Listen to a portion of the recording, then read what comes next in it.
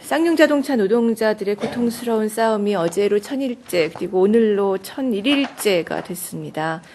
하루의 긴 시간 동안 노동자들은 일터로 돌아갈 수 있을 것이라는 희망, 해고로 삶을 포기하지 않겠다는 의지로 싸워왔습니다. 많은 시민들께서 와락 프로젝트와 희망 텐트에 연대하면서 노동자들이 희망의 끈을 놓지 않도록 마음을 모아오셨습니다. 그러나 이 고통을 견디다 못한 노동자들과 가족들이 지금 21분이나 세상을 떠나셨습니다. 지난 13일에도 한 노동자가 파업 후에 얻은 지병으로 돌아가셨습니다. 해고 기간 동안 계속되는 생활고와 파업의 기억으로 인한 외상후 스트레스 장애는 노동자들을 연이어 죽음으로 내몰고 있습니다. 통합진보당이 이 연이은 죽음을 막아내지 못한 점 죄송합니다. 더 이상 한 명의 노동자도 죽지 않게 하겠다는 다짐이 이 다짐에 머무른 채 너무 긴 시간을 지금 지나보내고 있습니다. 죽음의 고리를 끊고 노동자들이 공장으로 돌아가는데 통합진보당이 책임을 다해야 한다는 점 다시 한번 새깁니다. 지난 토요일 수도권 총선 후보자 30여 분이 쌍용자동차 정리해고 철회와 무급휴직자 즉각 복귀를 촉구하는 기자회견을 평택에서 열었습니다. 총선을 통해서 이 사태에 근본적 책임이 있는 이명박 정부와 새누리당을 심판하고 19대 국회에서 노동자들의 복직을 위한 모든 법적 제도적 조치를 국정조사를 포함하여 강구할 것을 약속드렸습니다.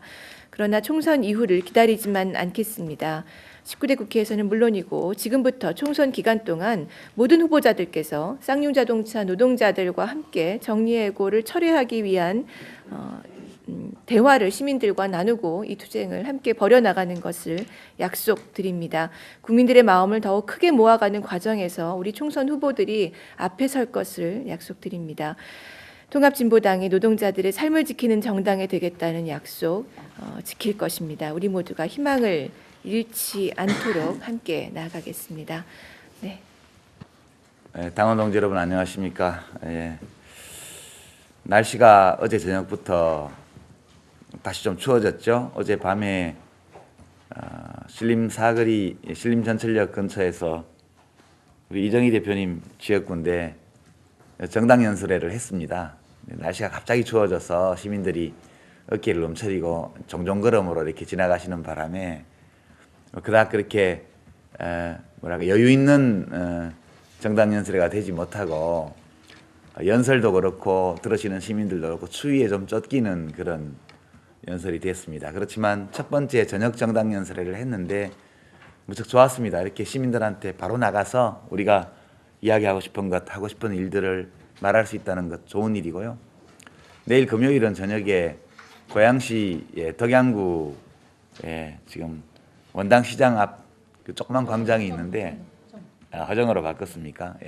화정 지하철역 위에 조그만 광장이 있는데 그쪽으로 변경을 아마 한 것 같습니다. 여하튼 다시 공지 드릴 테고요. 인근의 당원들께서 함께 얼굴을 맞대고 서로 좀 격려했으면 좋겠다 하는 말씀 드립니다. 앞으로도 쭉 점심시간에 우리 시민들 만나는 점심 데이트도 하고 저녁에는 정당연설회 하고 이렇게 해나갈 계획입니다. 한 가지 저희 대표단사에 있었던 에피소드를 오늘 당원 여러분께 말씀드리고자 합니다. 이게 우리 당대표들의 고민을 보여주는 일화라서 사실 2월 5일 우리 전진대회에서 총선 승리 전진대회에서 그 메인 슬로건을 1% 특권 독점 해체, 99% 이제 국민 행복 실현 이렇게 했었습니다. 근데 이것이 메인 슬로건으로 좋은지에 대해서 여러 가지 의견을 듣고 한 끝에 저희가 많이 고민을 하다가 어제 좀 복고풍으로 옛날 슬로건을 되살리기로 그렇게 대표단들의 의견을 모았습니다. 여러분 2004년도 민주노동당의 이 총선 구호 기억나시죠? 부자에게 세금을, 서민에게 복지를, 청년에게 일자리를. 이게 2004년 민주노동당의 선거 슬로건이었습니다. 근데 제가 이 슬로건을 되살려서 쓰자고 강력히 요청을 드렸고 그 당시 민주노동당을 하셨던 두 분 대표님께서 동의해 주셔서 아마 이번 주에 플랜카드가 그게 다시 이제 걸릴 예정입니다. 근데 다소 좀 옛날 거를 또 쓰는 거에 대한 좀 걱정이 있긴 했습니다만 제가 당시에 개인적으로는 집권당 국회의원이고 그러던 시절이었는데 그때 민주노동당이 내걸었던 이 구호, 부자에게 세금을, 서민에게 복지를, 청년에게 일자리를, 이것은 너무 일찍 만들어진 구호였다. 저는 그렇게 판단했습니다.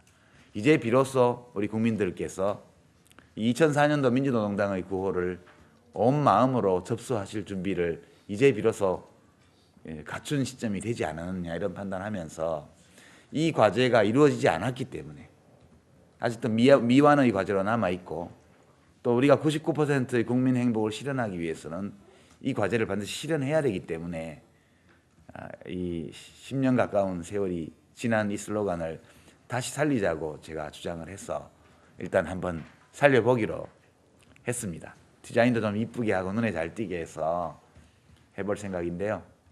한번 보시고 또 여러 가지 의견 당 홈페이지 게시판 통해서 우리 당원 동지 여러분이 주셨으면 합니다.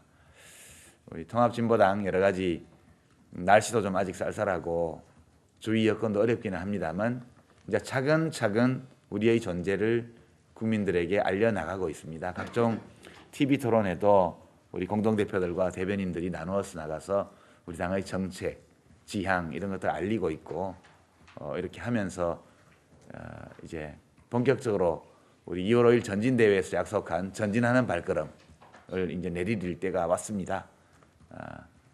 그 추운 날씨 앞에 웅크리지 말고 여러 가지 불리한 정치적 조건 앞에 주눅들지 말고 씩씩하게 우리 새 대표들과 함께 우리 당원 동지 여러분들 큰 걸음으로 전진하는 한 주가 되고 또 한 달이 되었으면 하는 소망을 말씀드립니다. 고맙습니다.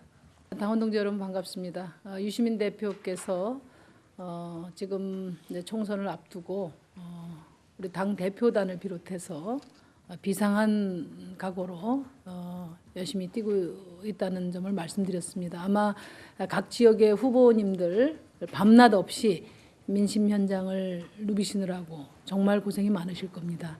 우리가 흘리는 이 땀방울이 정말 대한민국의 희망을 만드는데 아주 귀중한 밑거름이 되리라고 저는 확신합니다. 우리 유시민 대표께서 홍보 영역을 맡아서 노심초사 열심히 지금 많은 고민을 하고 또 홍보 계획들을 좀 세우고 있고요. 또 제가 정책 파트를 맡아서 그 공약을 벼르고 또 저희 아주 좋은 공약들을 효과적으로 홍보하는 그런 고민들을 좀 나누고 있습니다. 오늘도 서민금융에 대한 공약이 발표될 예정인데요. 아마 이 대표단에서도 보고가 되겠지만 어제 밤늦게까지 정책 담당자들하고 여러 차례 의견을 나눴습니다. 다만 우리 당원 동지들의 의견을 광범하게 사전에 수렴하지 못한 점이 좀 아쉬운데 앞으로 아마 그런 기회들을 더 넓혀 갈 수 있으리라고 믿습니다.